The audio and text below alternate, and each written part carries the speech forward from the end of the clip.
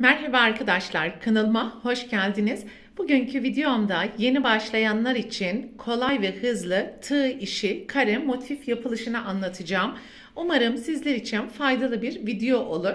Anlatımını yapacağım kare motifini her türlü tığ işi, bebek battaniyesi, yatak örtüsü, masa örtüsü, runner ya da farklı tığ işi kategorilerinde kullanabilirsiniz. Modelin anlatımını yaparken Himalaya Himagurumi'nin koton ipini kullanacağım.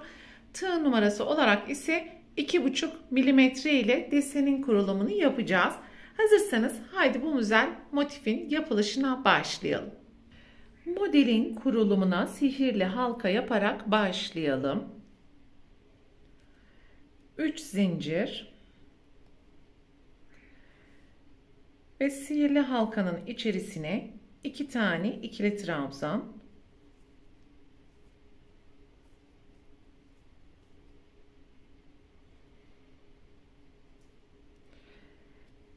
iki zincir, halkanın içerisine 3 tane ikili trabzan,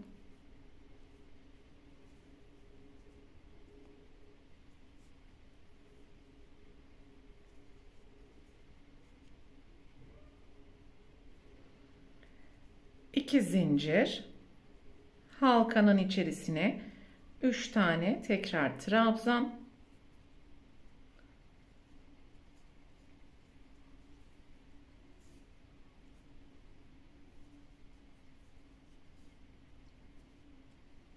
iki zincir ve son dördüncü 3 tane trabzan grubunu yapalım.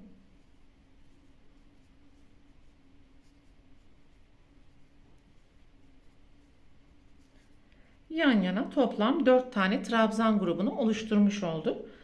Bir zincir, ilk yapmış olduğumuz zincirin tepesine yarım trabzan yaparak sıramızı bu şekilde tamamlamış olduk. 2 zincir, oluşturulan bu boşluğun içerisine 2 tane ikili trabzan. Aynı zamanda burası birinci köşe ve daima köşelerde ikinci bir üst sıranın geçişini yapacağız ve yarım köşe olarak başlayacağız. Bir zincir, sonraki trabzan grubunun içerisine önce 3 tane ikili trabzan,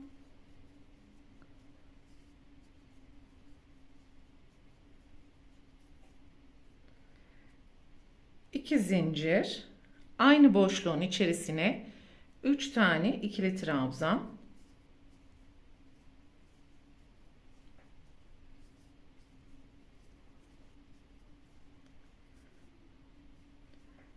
bir zincir ve diğer iki boşluğa da bu şekilde 3 trabzan, 2 zincir, 3 trabzan yapalım. Ara geçişlerde ise bir zincir yaparak sıra sonuna kadar devam edelim.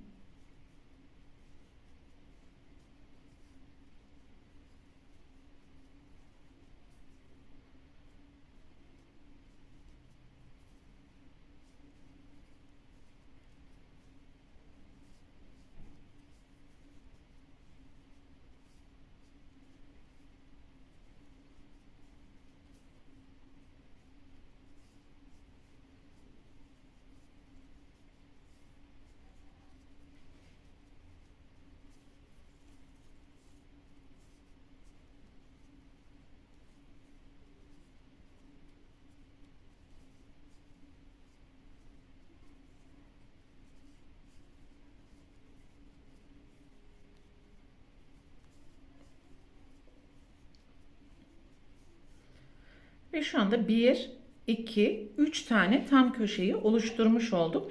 Dördüncü köşenin yarım olan kısmını tamamlayacağız. Bir zincir, son boşluğun içerisine 3 tane ikili trabzan yapalım.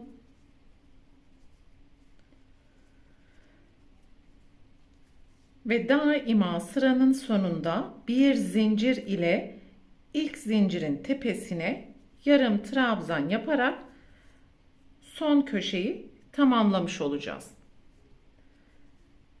2 adet zincir, boşluğun içerisine 2 tane ikili trabzan,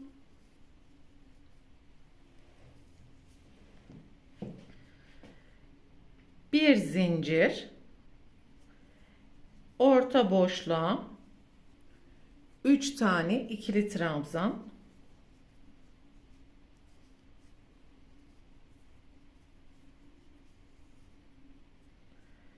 bir zincir, ikinci köşeye alt sıradaki işlemin aynısını tekrar edelim. 3 trabzan, 2 zincir, 3 trabzan yapalım.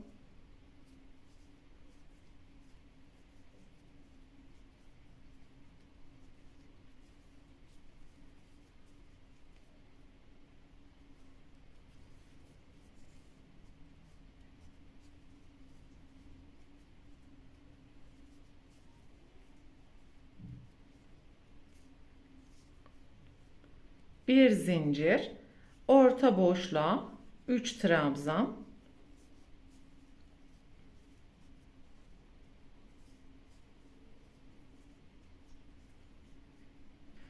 bir zincir ve diğer köşeye alt sıradaki işlemi tekrar edeceğiz. Kenarlarda bulunan boşluklara 3 trabzan, köşeleri ise alt sıradaki işlemleri tekrar ederek sıra sonuna kadar yapmaya devam edeceğiz. Buradaki sihirli halkanın da ipini sıkıştırabildiğimiz kadar sıkıştıralım ve arka taraftaki ilmeklerin arkasından gizleyerek düğüm yapalım ki sihirli halka açılmasın.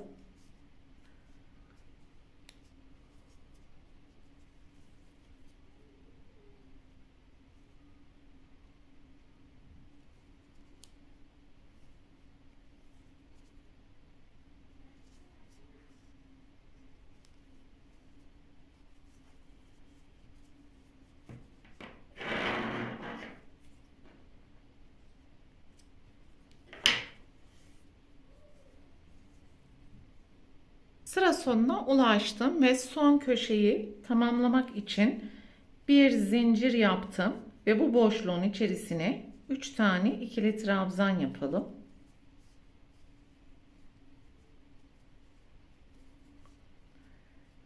Bir zincir. Normalde köşelerde 2 zincir yapmıştık. Sadece sıranın sonunda bir zincir ile ilk zincirin tepesine yarım trabzan yaparak sırayı tamamlamış oldum.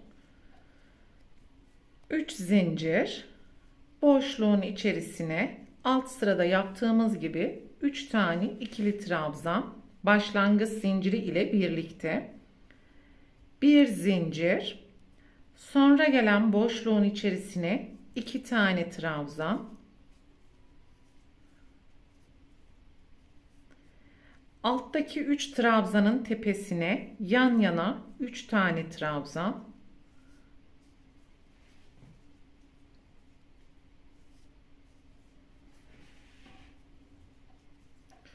sonra gelen boşluğun içerisine 2 trabzan,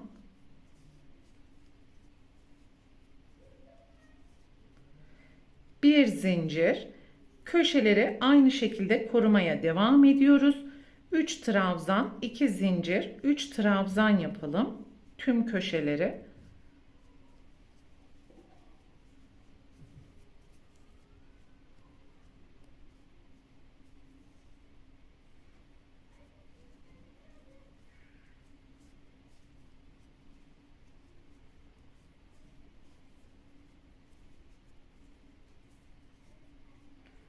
Bir zincir, alttaki trabzan grubunun sağ tarafındaki ve sol tarafındaki boşluğa 2 trabzan ve 3 trabzanın tepesine de yan yana 3 trabzan.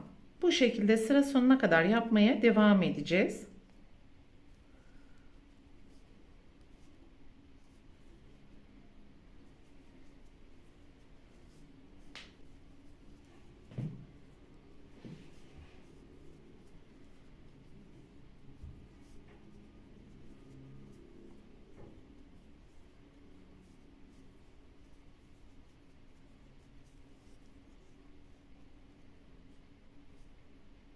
Sıranın sonuna ulaştım. Son boşluğa da 2 tane trabzanı yaptım.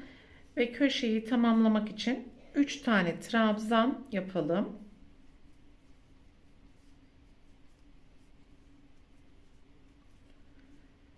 Bir zincir ile zincirin tepesine yarım trabzan.